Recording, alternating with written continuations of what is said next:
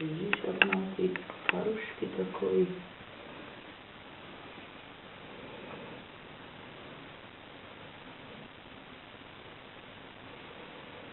To není moc do včera. Ne, to není ten, co tady byl v noci. No, tak to nejsou. Tenhle tady chodí od Locka.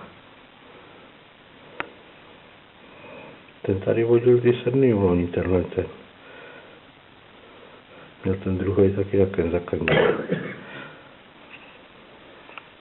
Víš, jak už je takovej, to už mění srst, že jo?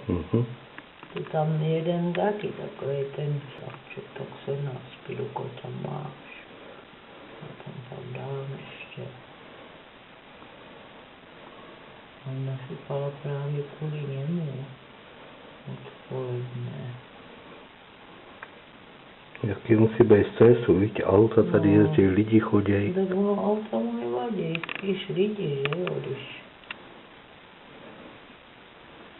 on tam čural. Aha, tak potřeboval klid nebo čůra. Si to označí tak. Čura. Je to jeho, tak aby zajíci věděli. No zajícům to je No to jsem si já ví, oni si to značkují jako psi. No, tak dlouho čurá. Neměl klid na to.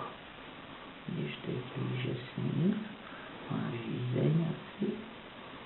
No tam ještě máš ty druhý. Myslím, asi ty větší, lepší to bere. No tohle je větší, o kousek. To ještě furt čůra, je to možný? Takovou dobu? Já taky někdy dlouho čůrám. Může být nemocný. Tak na stýdlej třeba, no. Chudálka. Víš, on to všechno vypisuje.